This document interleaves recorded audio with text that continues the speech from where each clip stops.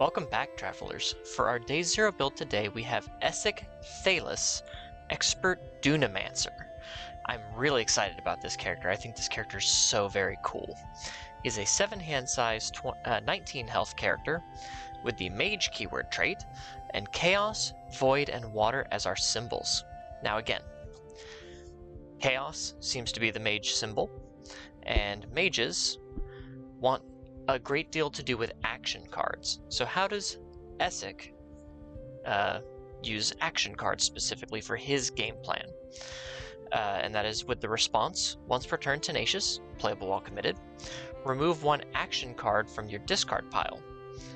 One action from your discard pile. Probably should say action card, just to clear it up. But after a player makes a check to play a card, they recheck. So if you check a bad check, you can recheck. If your rival checks a good check, especially during like a block, you can force them to recheck. So that is a very powerful use of your action cards, because you're not necessarily wanting to play them as much, so much as you want to have them in your discard pile, which I think is a really cool and different way. A lot of these other mages we've seen, Allura, Caleb, want you to play their actions. He doesn't necessarily care about that so much.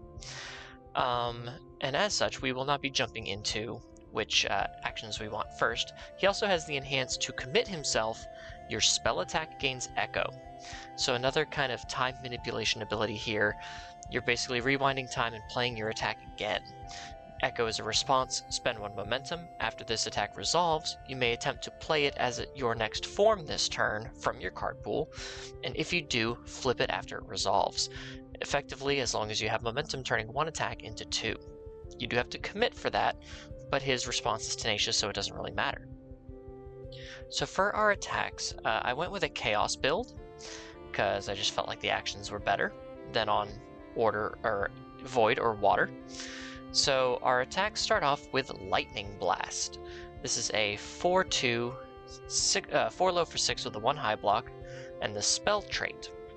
Now, 2 check, usually pretty dangerous, but again, if we check that 2 and we have an action in our discard pile, we can just recheck.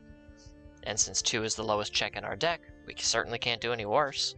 So I think that he's the type of character who doesn't mind playing some lower check cards, because he can remove an action and just recheck.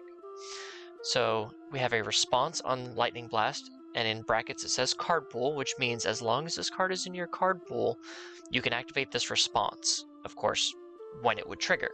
It triggers after your attack is blocked. It gets +1 damage for each card in your rival's card pool. Now, you might think, why would you want to give damage to a blocked attack? Well, throws for 1. Can just gain more damage. They will always do half damage rounded up, even if they're completely blocked. And if your rival half blocks, you could just stack some extra damage onto that attack and hopefully do a little bit more chip. And then as a blitz, this attack gets +1 damage for each face-up rival foundation. That can be pretty strong if your rival's not playing a self-flipping game, like Spike Spiegel or some of these other characters that want to flip their stage to gain various abilities, Ochako 4, for example. So, or Bui. So gaining damage on its own, you can also use the response if this card is blocked. So you could stack a lot of damage on this 4 difficulty attack, which you could feel very comfortable throwing at the end of a string because of its low difficulty and your ability to recheck a bad check. Next we have Spellstorm, a 4/2, 5 high for 3 with a 1 high block, another 2 check. I'm pretty sure that's the last 2 check we'll see in this deck. But again, we're not too concerned about it unless we hit like two checks in a row, which I will admit I've done before, but few and far between. It also has Mage EX2. We are a mage, so we have access to that EX2 ability. Powerful 3 and spell. I'm pretty sure almost everything in this deck is a spell. As a static, we may flip spell cards in our card pool as though that we are spending momentum. Excuse me. I gotta stop recording later at night. To pay for this card's keyword abilities. So we play this at the end of a string, turn all of our other attacks face down in order to fuel the EX2 and powerful 3 on this attack, just to pump it to high holy hell. And then response, after this attack deals damage, draw 1 card. Pretty simple. Next we have Widowghast's Web of Fire. You'll recognize this from the Caleb video we did last time. This is a 4/3, 4 high for 3 with a 1 high block, powerful 3, and spell. As a mage blitz, each rival loses 2 health, and each rival backup loses 2 stamina. We are a mage, so we get access to this ability, and it's just a good ability. And to be able to echo this to get basically 4 free damage on top of any other damage these attacks deal isn't too bad of a return for 1 momentum. Spending 1 momentum to guarantee 4 damage, and if our rival's playing a backup game like Caduceus, we can burn all of their backups too. I think that's a pretty good return. Not as good, however, as Big Freaking Explosion. I think this is the second. I think we had this in Caleb as well. These 3 we had in Caleb as well. Turns out Chaos is a very good symbol for mages. We have a 5/3, 5 high for 5 with a 2 high block, ally, ranged, spell, and tech. As an enhance, spend 1 momentum, mill 3. This attack gets +1 damage for each attack in your discard pile, and if you milled 3 attacks this way, you do lose health equal to half this attack's damage rounded down after it resolves, but this is mainly here to be a big dunk of an attack, and it can fill our discard pile with actions to use for our recheck ability. And of course we have Duplicitous Attack, this kind of 4 spell chaos, or 5 spell because we also had Frozen. So basically you could kind of tag Essek and Caleb out a little bit. But Duplicitous Attack, a 4/3, 4 low for 4 with a 1 mid block, ally spell, and it combos with a spell. So in order to use the combo enhance, the card immediately before Duplicitous Attack in your card pool has to have the spell keyword. And the combo enhances your next attack gains echo. So you can just gain another version of Essek's ability to just keep echoing multiple attacks. We have Frozen Spray. This is a 5/3, 5 mid for 5 with a 2 low block. Excuse me. Need some more soda. This has stun 1, ranged, and spell. As a blitz, we freeze 1 foundation in each player's stage, but since we are a mage, we only freeze a foundation in each rival stage. We don't have to freeze one of our own, which is always good. And lastly, Goblin Bolt. This is our only non-spell that we're playing. It's a 4/3, 4 low for 4 with a 1 low block, ranged and weapon for its keywords. As a blitz, we just add 1 foundation from our stage to our momentum. It's just a good way to snap some momentum to fuel that echo ability of ours, which is really cool. Onto our non-attack cards, we have our assets, Spire of Conflux. This is a 2/5 with a 2 low block, unique, vestige, and weapon. While this card is, as a static, while this card is ready on our stage, all of our spells get +1 damage. If our character is a mage or a warden, rival effects cannot flip our spells, or cause them to leave our card pool, which is very good because of cards like Cape of No Return, Genkai's Guidance, stuff like that. And as a response, we can commit 1 foundation. After our spell deals damage, we get to draw a card. We're already a 7-hander. Why not draw more cards? But if this is the second time we've played this ability this turn, we do have to commit this card. Then we have Cape of No Return, a very good defensive piece, as a 3 difficulty, 4 control, 3 high block, and the unique keyword, so you can only have 1 of it in your stage at a time. As an enhance, we remove Cape of No Return. We remove this attack from the game. We just delete it. We don't have to deal with it. Onto the mage's bread and butter, we have our actions. We have Surprising Strength, a 3/5 with a 1 low block. As an enhance, this attack gains either Powerful 2 or EX2, and we get to add this card to our momentum. So this gives us a bit of an out and a workaround if we didn't want to just play Echo.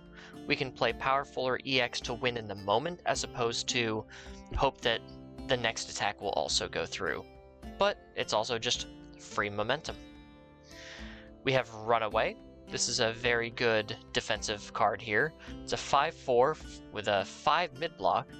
As a response, we lose X health before the damage step of our rival's unblocked attack, so we have to not block an attack. That attack will deal no damage, and we add the top card of our rival's discard pile to their card pool, so it gives a little bit of a card pool clog, but X has to equal the attack's printed damage. So if your rival has buffed their damage to, twice your health, you can just say, cool, I'm going to take your printed damage as damage. Hello, Sam. And this attack's going to do nothing, and I'm going to make sure that your next card is going to be harder to play. Next up, we have Wrongful Kidnapping. This is a 2/5 with a 2 mid-block.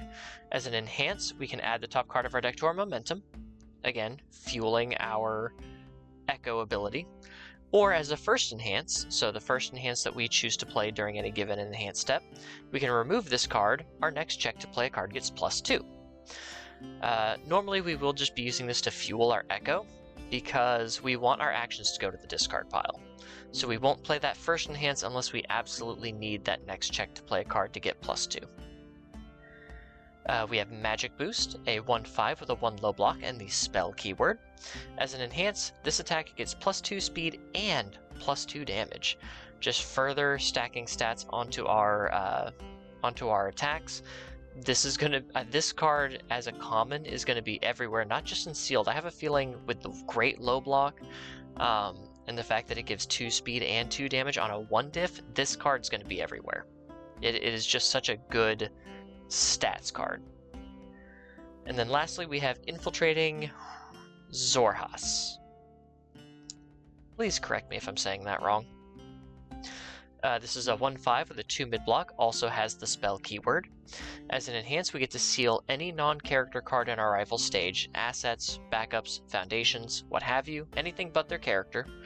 And then we may choose to clear this card from our card pool, which means it's immediately in our discard pile to use for our recheck ability. So that's pretty cool.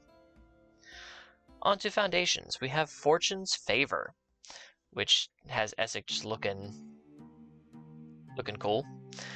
This is a 2/4 with a 3 low block and the spell keyword. As a response, after our rival fails a check, our next check gets +1. Two things. This card's not unique, and that is not once per turn.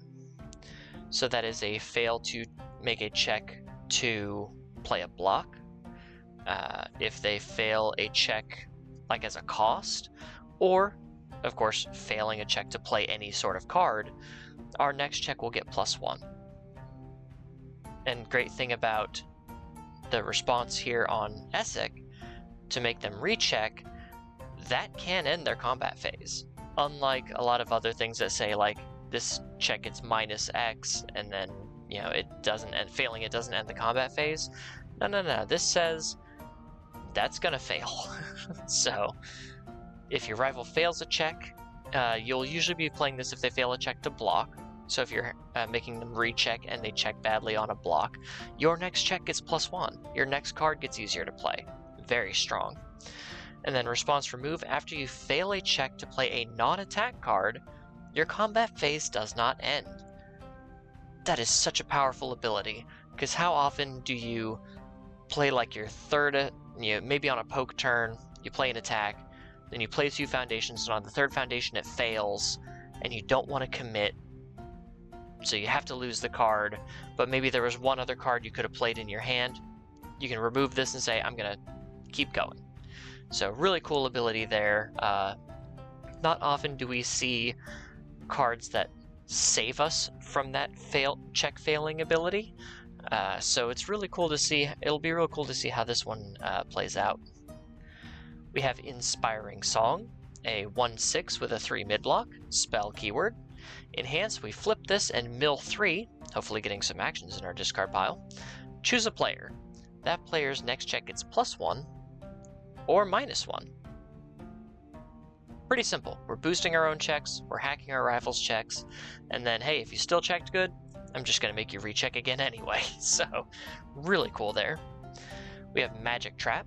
You're going to be seeing a lot of the same themes of cards here. They really leaned into the whole themes of classes and what kind of styles they wanted to play in this set. So we have a 2/5 with a 2 high block, the spell keyword. Response, once per turn, after you play an action card, your rival's next check to play a card gets -1. Again, failing this can end the combat phase, so great to use on your rival's turn, playing a runaway, playing an infiltrating Zorhas, a wrongful kidnapping to either snag some momentum or make your next check gets +2. Really, really useful foundation here. Next we have treasure hunting. I'm not going to make the joke. 1/5 with a 3 high block. As a form, we can flip it. We draw one card, and we have to discard a card unless our rival has 15 or more cards in their discard pile. It's just more draw, more cycle draw. It's always useful. Next we have long range support, a 2/5 with a 3 low block and the Titan keyword. As a response, once per turn, after any attack deals damage to a character, we draw one card and then discard one card. So if our attack hits, we can draw a card, hopefully draw into another attack, and then discard a foundation. Or if our rival's attack hits, maybe we draw a block zone we need and discard a block zone we don't. Change of plans. This is a 2/5 with a 2 mid block and the unique keyword. Response, at the start of your end phase, if your rival has blocked 2 or more attacks this turn, you just get to add the top card of your deck to your momentum. Easy. We want momentum to be able to fuel those echo conditions that we're going to be putting on our spells, and if our rival's just walling us out, this is a great way to just feed our momentum anyway. And as a deadlock form, once per turn, we just add the top card of our deck to our momentum.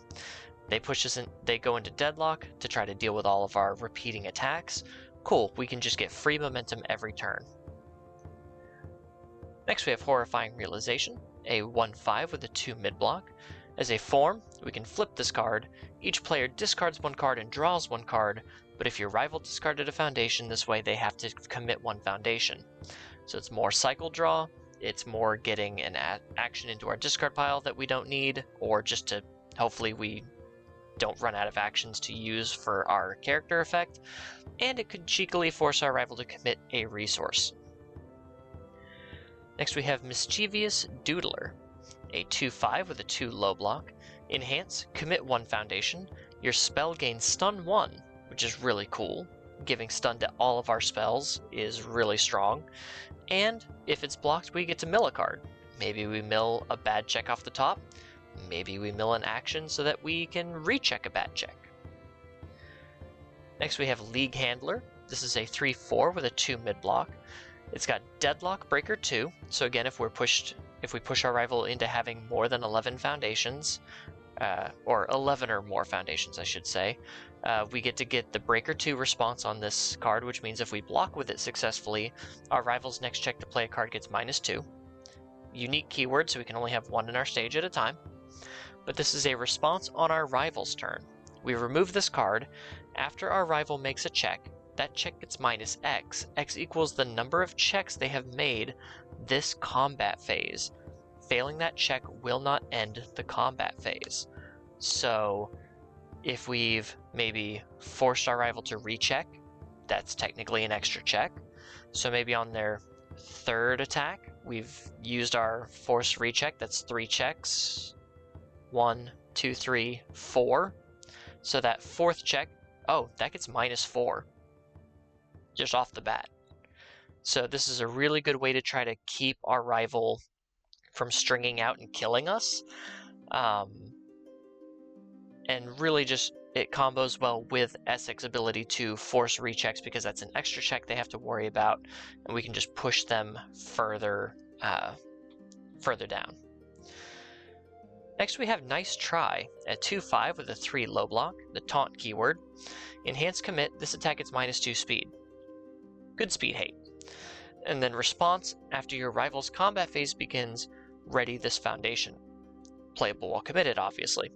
So if we commit this on our turn to pass checks, it readies up on our rival's turn so that we can commit it for -speed. I love this card personally. It is Sloshed.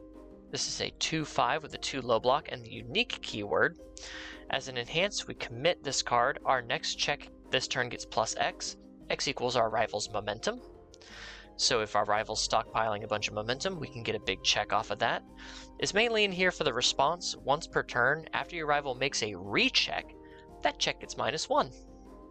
Again, this does not say that failing the check ends the combat phase.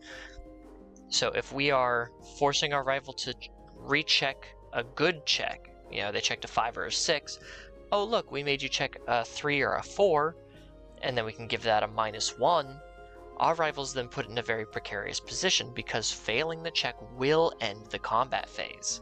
Unlike a lot of other check hacking, this one can end turns, which is really powerful.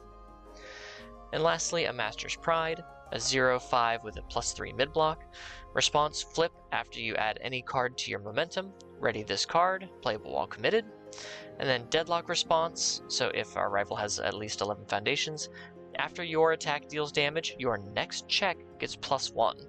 So we can ready this by adding cards to our momentum if they've done damage, or if we just have any way to add cards to our momentum, like change of plans. Or if we keep it long enough to push our rival into deadlock, we can just constantly make our checks last longer if we're dealing damage. But that is going to be my first take, my day 0 of Essek Thelyss, Expert Dunemancer. I love the design of this character. This character excites all the tingly parts of my brain. I'm definitely going to build him on all 3 of his symbols and see just how far I can push some of this check hacking ability and the rechecking ability, but also I will maybe spoil a future video that Fortune's Favor is making me take a hard look at Dobby 3. So, Brett Pendragon, where you at? I think your boy still got legs, it's just a different boy. But yeah, that is going to be it for Essek Thelyss. If you enjoyed the video, please leave a like and comment down below what you think of Essek and how you would decide to build him if you're taking a look at him. Please subscribe if you haven't already. I appreciate all the support that you guys give me, and the response for the Day 0 Critical Role characters has been great. I've loved chatting with you guys in the comments, so keep that up. It really makes my day when I see I have comments from people. And hopefully the audio issues and the background music issues is getting sorted. I know I've had some issues on a couple of videos, but hopefully that's all fixed now. But I will see you guys in the next one. Until then, safe travels.